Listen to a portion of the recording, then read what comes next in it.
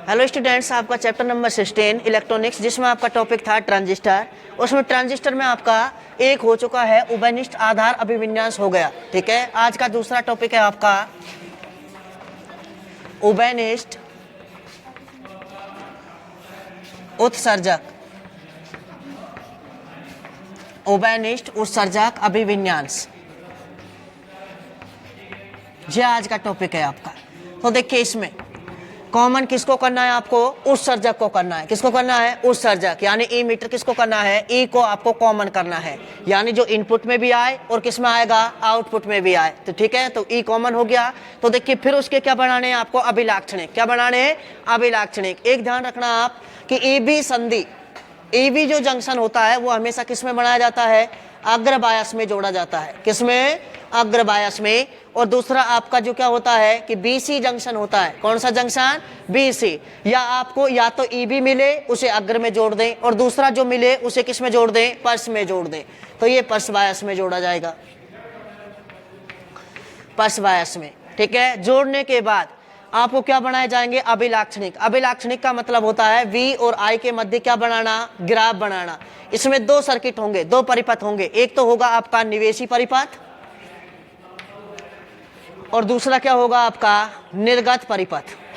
क्या होगा? निर्गत परिपथ होगा।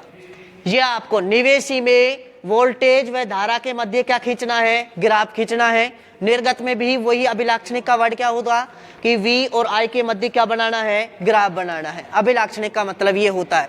अब देखिए, जब निवेशी अभिलाक्षणिक बनाते हैं तो निर्गत वोल्टेज को क्या रखा जाता है? कांस्टेंट। निर्गत वोल्टेज को क्या रखा जाएगा? कांस्टेंट। एक बात तो ये ध्यान रखनी है आपको कि जब निवेशी अभिलाक्षणिक बनाते हैं तो निर्गत वोल्टेज को क्या रखा जाता है? कांस्टेंट। और जब किस में वेरिएशन करते हैं? निवेशी वोल्टेज में, तो उसके संगत निवेशी धारा में क्या होता है? परिवर्तन होता है, और उसके मध्य क्या बनाया जाता है? ग्राफ बनाया जाता है। वो आपका क्या होता है? निवेशी अभिलाक्षणिक होता है। क्या होता है? निवेशी अभिलाक्षणिक। ठीक है, और इसमें परिवर्तन किसकी सहायता से करेंगे? उसका नाम क्या होता है कि या तो आप नाम दे धारा नियंत्रक। क्या नाम दे? धारा नियंत्रक। या दूसरा नाम होता है विभव विभाजक। क्या होता है? विभव विभाजक होता है, जिसकी सहायता से वोल्टेज व धारा को क्या किया जाता है? नियंत्रित किया जाता है। तो यहाँ एक धारा नियंत्रक, निवेशी परिपथ में एक धारा नियंत्रक लगाएंगे, जिसका नाम क्या देते हैं? RH1 देते हैं। क्या देते हैं? RH1। अब निर्गत अभिलाक्षणिक बनाने के लिए वोल्टेज व I के मध्य क्या बनाना है? आपको ग्राफ बनाना है। कौन सा? निर्गत वोल्टेज व निर्गत धारा के मध्य। इसमें किसको कांस्टेंट रखा जाता है? निवेशी धारा को क्या रखा जाएगा? कांस्टेंट। निवेशी धारा को कांस्टेंट रखा जाएगा। और कांस्टेंट किसकी हेल्प से लगेंगे? वही धारा नियंत्रक। कौन सा लगाएंगे? RH2। कौन सा लगाएंगे? RH2। ये है इसकी कहानी। ठीक है, तो देखिए, इसमें निवेशी धारा, इसमें क्या है? निवेशी अभिलाक्षणिक बनाने के लिए निर्गत वोल्टेज को कांस्टेंट रखेंगे, और इसमें निर्गत यानी अभिलाक्षणिक बनाने के लिए किसको रखेंगे? निवेशी धारा को कांस्टेंट रखेंगे। किसको? निवेशी धारा को क्या रखेंगे? कांस्टेंट। आ गया समझ में? अब देखिए डायग्राम। सबसे पहले तो चाहे आप PNP ले चाहे NPN ले, देख के समझो। चाहे तो आप PNP ले चाहे NPN। देखिए, यहां से मान लीजिए आपने ले लिया NPN लिया। क्या लिया आपने? NPN। और किसको कॉमन करना है? उत्सर्जक को। यानी अब ई मीटर को नीचे करना पड़ेगा, और ई मीटर को आपने ये नीचे कर दिया। ये आपका ई मीटर हो गया। NPN लेना है तो देखिए, ये N और ये क्या हो गया? P और ये क्या हो गया? N। तीर का निशान कहाँ लगेगा? बाहर की ओर। कहाँ लगेगा? बाहर की ओर। तो यहाँ से अब देखिए, यहाँ से ये क्या हो गया आपका? ई मीटर E, ये बेस B, और ये क्या हो गया? Collector C। इधर वाली संधि EB संधि, कौन सी संधि है ये? EB संधि। किस बायस में रखी जाएगी? अग्र बायस में। और दूसरी साइड को इसमें रखा जाएगा? पर्स बायस में। ठीक है, और आपको देखिए वोल्टेज को कम ज्यादा करना है तो क्या लगाया जाएगा? इसमें आपका धारा नियंत्रक लगेगा बैटरी के साथ। तो देखिए, यहाँ से ये क्या है आपका? पॉजिटिव। क्या है? पॉजिटिव। तो अग्र बायस में पॉजिटिव किससे जुड़ेगा? पॉजिटिव से।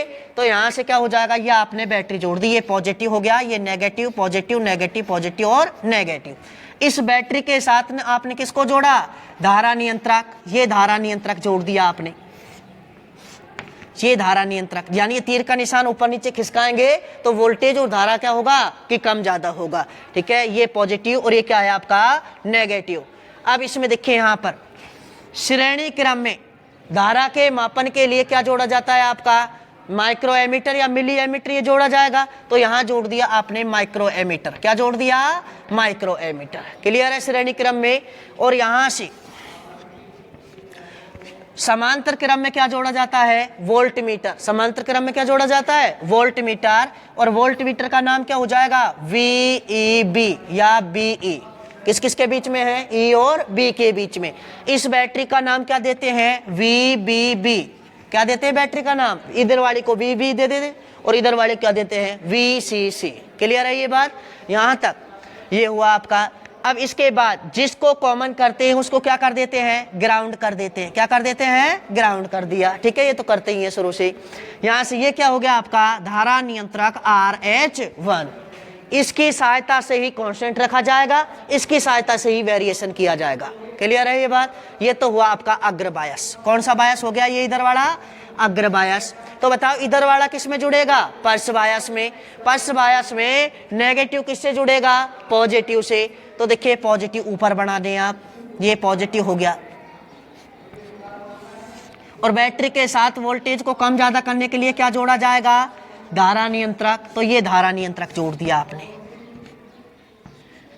ठीक है, श्रेणी क्रम में वोल्टेज मापन के लिए, निर्गत वोल्टेज मापन के लिए क्या जोड़ा जाएगा, माइक्रो या मिली एमीटर जोड़ा जाएगा। यहां आपने क्या जोड़ दिया, मिली एमीटर जोड़ दिया। क्या जोड़ दिया, मिली एमीटर। और वही समांतर क्रम में क्या जोड़ दिया, वोल्ट मीटर। तो वोल्ट मीटर का नाम क्या हो जाएगा, किस किस के बीच में है ये, E और C के बीच में। तो VCE। क्या हो जाएगा, VCE। ये बैटरी का नेम क्या है आपका, VCC। क्या है, VCC। और ये क्या है आपका, धारा नियंत्रक RH2 हो गया। ये इसका डायग्राम होता है। किसका है डायग्राम है ये, उभयनिष्ठ यानी इमीटर यानी उत्सर्जक अभिविन्यास। क्लियर है ये। अब देखिए धारा की दिशा, देखो इसमें तीर का निशान नीचे की ओर आ रहा है, तो इसमें धारा कहाँ होगी, IE नीचे की ओर होगी। ये तो जानते हैं, जब IE नीचे की ओर है यानी बाहर जा रही है, तो बाकी दोनों धाराएं कहाँ प्रवेश करेंगी, अंदर प्रवेश करेंगी। क्योंकि IE इक्वल टू क्या होता है, IB प्लस IC। ठीक है, तो ये कहाँ जाएगी, IB कहाँ होगी, अंदर की ओर होगी। और IC भी कहाँ होगी, अंदर की ओर होगी। ये है आपको धारा की दिशा। आ गया समझ में। ये हमेशा अग्र बायस में, और ये किस में होगा आपका, पल्स बायस में। अब पढ़ते हैं इसके अभिलाक्षणिक। अभिलाक्षणिक में दो प्रकार पढ़ेंगे। एक तो कौन सा है आपका, निवेशी अभिलाक्षणिक, और एक क्या है आपका, निर्गत अभिलाक्षणिक। तो फर्स्ट देखिए निवेशी अभिलाक्षणिक। निवेशी अभिलाक्षणिक, देखिए निवेशी अभिलाक्षणिक आपको शुरू से ही बताते आए हैं कि निर्गत वोल्टेज को क्या रखना है, कांस्टेंट। निर्गत वोल्टेज को क्या रखना है, कांस्टेंट। कांस्टेंट रखेंगे। और क्या होगा, किस किस के बीच में ग्राफ बनेगा, निवेशी वोल्टेज व निवेशी धारा। इसके बीच में निवेशी अभिलाक्षणिक बनाना है, तो निवेशी वोल्टेज व निवेशी धारा के बीच में बनेगा। किसको कांस्टेंट रखा जाएगा, निर्गत वोल्टेज को कांस्टेंट रखा जाएगा। तो बताइए, देखिए इधर वाला परिपथ निवेशी होता है, क्या होता है, निवेशी। और इधर वाला परिपथ क्या होता है आपका, निर्गत होता है। क्या होता है, निर्गत। तो आपसे कहा जाए कि निर्गत वोल्टेज, तो कौन सा ध्यान रखोगे, VCE है या नहीं, जो यानी निर्गत परिपथ में वोल्ट मीटर मेजरमेंट करेगा वो क्या होगा, निर्गत वोल्टेज होगा। निर्गत धारा IC है या नहीं। इसके बाद निवेशी धारा IB, और इसमें निर्गत निवेशी वोल्टेज क्या है, VEB है या नहीं। ये निवेशी और ये क्या है, निर्गत। ठीक है, अब बताइए इसमें निवेशी अभिलाक्षणिक बना रहे अपन, तो बताओ इसमें से देख के बताएं किसको कांस्टेंट रखेंगे, निर्गत वोल्टेज। किसको, निर्गत वोल्टेज VCE को क्या रखा जाएगा, कांस्टेंट रखा जाएगा। क्या रखा जाएगा, कांस्टेंट। बताइए यहां से कांस्टेंट किसकी हेल्प से रखा जाएगा, RH2 की सहायता से फिक्स कर दिया भाई। 0 वोल्ट रहेगा, 2 वोल्ट रहेगा, 5 वोल्ट रहेगा, कर दिया फिक्स। तो यहां से किसकी सहायता से होगा, ये RH2 की हेल्प से निर्गत वोल्टेज VCE को क्या रखा जाएगा, कांस्टेंट। ग्राफ किस किस के बीच में बनेगा, निवेशी वोल्टेज। बताइए निवेशी वोल्टेज कितना है आपका, निवेशी वोल्टेज कितना है, VEB। कितना है, VEB। और निवेशी धारा कितनी है, IB। निवेशी धारा कितनी है, IB। इसके बीच में आपको ग्राफ बनेगा। निवेशी धारा आई बी के बीच में क्या बनाएगा, ग्राफ बनेगा। और ग्राफ भी सेम सिमिलर होता है इसमें भी। ये देखिए यहाँ इस लाइन पर क्या ले लिया आपने, आई बी, क्या ले ली, आई बी। किस में होगा, इधर क्या लगाया आपने, माइक्रो एमीटर, तो यानी क्या होगा, माइक्रो यानी एम्पियर में होगी, तो यानी म्यू ए। इसके बाद इधर क्या लेंगे अपन, निवेशी वोल्टेज। निवेशी वोल्टेज कौन सा है आपका, VEB, और ये किस में होगा आपका, वोल्ट में होगा। क्या होगा, वोल्ट में। तो यहाँ से देखिए वही ग्राफ आता है सिमिलर, बस थोड़ा सा वो यहाँ से स्टार्ट होता था, ये थोड़ा जल्दी स्टार्ट हो जाता है। ठीक है, अब समझे इसमें। यहाँ किसको कांस्टेंट रखा है आपने, देखो यहाँ VEB, VEC को, VCE को क्या रखा है, कांस्टेंट। मान लीजिए पहले कितने वोल्ट पर रख लिया, 0 वोल्ट पर, और इसको क्या कर दिया आपने, कांस्टेंट। इसको कांस्टेंट रखा और इसमें क्या किया आपने, VEB में वेरिएशन किया, किसकी हेल्प से, RH1 की हेल्प से। उसके संगत किस में परिवर्तन होता है, धारा में परिवर्तन होता है, और ये ग्राफ आपको मिल जाता है। ये ग्राफ आपको इस प्रकार मिलता है जैसे PN संधि डायोड का अग्र बायस में मिलता है। ठीक है, इधर देखिए यहाँ VCE कितना कर दिया आपने, मान लीजिए यहाँ से 10 वोल्ट मान लीजिए, ठीक है, और इसको कांस्टेंट कर दिया। VCE क्या कर दिया आपने, मान लीजिए 15 वोल्ट या 20 वोल्ट क्या कर दिया, कांस्टेंट कर दिया। RH2 की हेल्प से ये कांस्टेंट करेंगे और RH1 की हेल्प से VEB में वेरिएशन करेंगे, उसके संगत किस में परिवर्तन होगा, IB में परिवर्तन होगा। तो ये निवेशी क्या है, वोल्टेज, और ये क्या है आपका, निवेशी धारा के मध्य क्या होगा, अभिलाक्षणिक प्राप्त हो जाता है, जिसे क्या कहते हैं, निवेशी अभिलाक्षणिक कहते हैं। क्या कहते हैं, निवेशी अभिलाक्षणिक। क्लियर है। सेकंड कौन सा होगा आपका, अब देखिए इसमें ये तो जानते हैं कि निवेशी गतिक प्रतिरोध तो निकाल सकते हैं, क्योंकि गतिक प्रतिरोध ही होगा इसमें, सीधी लाइन तो है नहीं। अगर सीधी लाइन आती है, ओम के नियम की पालना होती है, तो आर का मान क्या होता है, कांस्टेंट होता है। लेकिन इसमें देखिए सीधी लाइन नहीं मिल रही, इसमें क्या है ये कि जो आपको मिल रही है इसमें क्या होगा, गतिक यानी वेरिएबल होगा आपका, क्या होगा, वेरिएबल रेजिस्टेंस होगा, गतिक प्रतिरोध होगा, वो भी कौन सा, निवेशी। और आर इजिकल टू क्या होता है आपका, V/I होता है नहीं होता। देखिए आर और क्या है आपका, इनपुट है, निवेशी है, क्या है, निवेशी। कौन सी बाई से, कौन सा है आपका उभयनिष्ठ उत्सर्जक, इसके लिए क्या लगा देंगे यहाँ ई। तो इसका मतलब है निवेशी गतिक प्रतिरोध कौन से में, उभयनिष्ठ उत्सर्जक अभिविन्यास में। क्या हो जाएगा, डेल V/डेल I। बताइए डेल V क्या है आपका, VEB, क्या है, VEB, और यहाँ क्या है, IB। किसको कांस्टेंट रखा है, VCE को क्या रखा है आपने, कांस्टेंट। ये है आपका निवेशी गतिक प्रतिरोध। आ गया समझ में। नेक्स्ट अभिलाक्षणिक कौन सा पढ़ेंगे अपन, निर्गत अभिलाक्षणिक। निर्गत अभिलाक्षणिक, देखिए निर्गत अभिलाक्षणिक में क्या पढ़ेंगे ये समझें। किसको कांस्टेंट रखा जाता है इसमें, निवेशी धारा को। किसको, निवेशी धारा को। तो निवेशी धारा क्या है आपकी, बताइए। IB को क्या रखेंगे, कांस्टेंट। क्या रखेंगे, कांस्टेंट। और बताओ यहां से किस किस के बीच में ग्राफ बनाएंगे, निर्गत वोल्टेज व निर्गत धारा। तो निर्गत वोल्टेज कौन सा है आपका, VCE, और क्या है, IC के मध्य क्या बनाएंगे, ग्राफ बनाएंगे। ठीक है, वो क्या होगा आपका, निर्गत अभिलाक्षणिक होगा। क्या होगा, निर्गत अभिलाक्षणिक होगा। और वही सिमिलर ग्राफ आता है आपका। तो देखिए यहां से ये क्या होगा आपका, IC, और जो किसमें होगा, मिली एम्पियर में होगा। किसमें होगा, मिली एम्पियर में। और ये क्या है आपका, VCE, ये किसमें होगा, वोल्ट में होगा। तो यहां से ये ग्राफ इस प्रकार आता है, संतृप्त हो जाता है, धारा का मान ये आता है इस प्रकार। यहां बताइए किसको कांस्टेंट रखा है, यहाँ किसको कांस्टेंट रखना है, IB को क्या रखना है, कांस्टेंट। तो पहले IB इजिकल टू कितना है आपका, 0। किसमें होगा, माइक्रो एम्पियर में होगा। किसमें होगा, माइक्रो। तो ये क्या होगा, म्यू ए। फिर IB इजिकल टू कितना हो जाएगा, 1 म्यू ए। ठीक है, फिर IB इजिकल टू कितना हो जाएगा, 3। IB इजिकल टू कितना हो जाएगा, 4। और इनको क्या रखते हैं अपन, कांस्टेंट रखते हैं। क्या रखते हैं, कांस्टेंट। क्लियर है ये। मैंने तो आपको ये ध्यान रखना है किस किस के बीच में ग्राफ बनाना है। ये कौन सा क्षेत्र होता है आपका, अंतक क्षेत्र। कौन सा होता है, अंतक। और ये कौन सा होता है, सक्रिय क्षेत्र। और ये कौन सा होता है आपका, संतृप्त क्षेत्र। कौन सा होता है, संतृप्त क्षेत्र। 3 प्रकार के रीजन बनते हैं इसमें। ठीक है, तो ये हो गया आपका संतृप्त क्षेत्र, जहां धारा क्या हो गई, संतृप्त हो गई। ठीक है, ये एरिया क्या होगा, संतृप्त क्षेत्र होगा।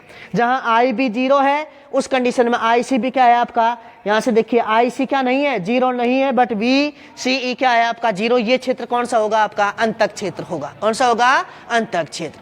बताओ इसमें निर्गत गतिक प्रतिरोध निकालेंगे तो किससे दर्शाएंगे, आर, निर्गत के लिए क्या होगा आउटपुट, और यानी कौन सा है कॉमन इमीटर, तो क्या लगा देंगे ई इजिकल टू क्या हो जाएगा del V upon del I. बताओ डेल वी क्या है, वी सी ई, क्या है वी सी ई, और आई क्या है आपका आई सी, और किसको कांस्टेंट रखा है, आई बी को क्या रखा है कांस्टेंट, आई बी को क्या रखा है कांस्टेंट। ये होगा आपका निर्गत गतिक अभिलाक्षणिक या निर्गत गतिक प्रतिरोध। आ गया समझ में, ये है आपका निवेशी और ये क्या है आपका निर्गत। ठीक है, एक और करवाया था इसमें, मैंने जब करवाया था उसमें उभयनिष्ठ आधार में वो बताया था धारा लाभ या धारा प्रवर्धन गुणांक, जिसको अल्फा से डिनोट करते हैं, वो क्या होता है निर्गत धारा बटे निवेशी धारा। तो वहां कितना था alpha is equal to I C upon I B, I E, I C upon I E, ये था आपका निर्गत वोल्टेज, निर्गत धारा अपॉन निवेशी धारा। ठीक है, वहां अल्फा की वैल्यू आई थी आपकी, निर्गत धारा कितनी थी वहां आई सी, और निवेशी धारा कितनी थी आई ई। ये आया था उभयनिष्ठ यानी आधार में, क्या आया था उभयनिष्ठ आधार में धारा लाभ या धारा प्रवर्धन गुणांक। ठीक है, ये था आपका। नेक्स्ट समझे इसमें, इसमें कितना होगा वो समझे, धारा लाभ या धारा प्रवर्धन गुणांक, धारा लाभ उसमें अल्फा से डिनोट करते हैं, इसमें किससे डिनोट करेंगे बीटा से, किससे बीटा से। तो बीटा इजिकल टू कितना हो जाएगा आपका निर्गत धारा, निर्गत धारा में परिवर्तन बटे निवेशी धारा में परिवर्तन। तो बताओ बीटा इजिकल टू कितना हो जाएगा, निर्गत धारा कौन सी है आपकी, यहाँ कौन सी है आई सी, और निवेशी धारा कौन सी है आई बी, तो क्या हो जाएगा आई सी अपॉन आई बी। अगर परिवर्तन हो रहा है तो बीटा इजिकल टू क्या हो जाएगा डेल आई सी अपॉन क्या हो जाएगा डेल आई बी। ये बीटा का मान है। धारा लाभ या धारा प्रवर्धन गुणांक किसमें है ये, देखिए उभयनिष्ठ आधार में तो क्या होता है आपका alpha I C upon I E, clear है। और यानी उभयनिष्ठ उत्सर्जक में क्या होगा धारा लाभ beta is equal to I C upon I B. हो गया इतना। अब देखिए अल्फा और बीटा में संबंध, अल्फा व बीटा में संबंध, इसको देखते हैं।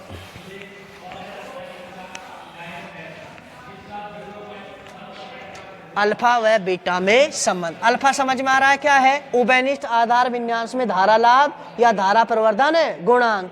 ठीक है, वह बीटा क्या है, उभयनिष्ठ उत्सर्जक विन्यास में धारा लाभ या धारा प्रवर्धन गुणांक में संबंध। देखिए समझे, ये तो आप पढ़ते आए हैं कि अल्फा इजिकल टू क्या होगा आपका आई सी अपॉन क्या होगा आई ई, पढ़ा ये। और बीटा इजिकल टू क्या पढ़ा है आपने, आई सी अपॉन आई बी, पढ़ा या नहीं पढ़ा। और ये हम जानते हैं कि आई ई इजिकल टू क्या होगा आई सी प्लस आई बी, ये तो जानते हैं। यहां से आई सी क्या ले लिया common, I E equal to I C यहाँ से क्या ले लिया कॉमन, कॉमन लेंगे तो यहाँ कितना होगा 1, और यहाँ कितना होगा आई बी अपॉन क्या होगा आई सी, ले लिया कॉमन। ठीक है, आई सी इसके नीचे ले आए तो क्या हो जाएगा I E equal to I E upon क्या हो जाएगा आई सी, यहाँ क्या हो जाएगा 1 प्लस आई बी, और यहाँ क्या हो जाएगा आई सी। देखिए आई C upon I E alpha होता है, उल्टा लिखा हुआ है, और ये भी देखिए आई C upon I B beta होता है, ये भी उल्टा लिख रहा है। तो 1 अपॉन अल्फा की वैल्यू कितनी होगी यहाँ से आई ई अपॉन क्या होगा आई सी, हो गया नहीं होगी, उल्टा कर देंगे तो यहाँ क्या आएगा 1 upon alpha is equal to 1 plus 1 upon beta. तो 1 अपॉन अल्फा इजिकल टू क्या हो जाएगा बीटा, एलसीएम ले लिया तो यहाँ क्या हो जाएगा बीटा प्लस 1, इनको क्या कर देंगे उल्टा। तो बताइए अल्फा की वैल्यू कितनी आएगी बीटा 1 प्लस बीटा। ये अल्फा और बीटा में क्या हो गया संबंध। अगर मान लिया आपको बीटा की वैल्यू निकालनी है तो क्रॉस मल्टीप्लाई कर दीजिए, alpha plus alpha beta is equal to क्या हो जाएगा बीटा, इसको उधर ले जाएं, अल्फा इजिकल टू क्या हो जाएगा beta minus alpha beta, beta क्या ले लिया कॉमन, तो अल्फा इजिकल टू क्या होगा, बीटा 1 माइनस अल्फा। तो बीटा इजिकल टू होगा अल्फा अपॉन 1 माइनस अल्फा।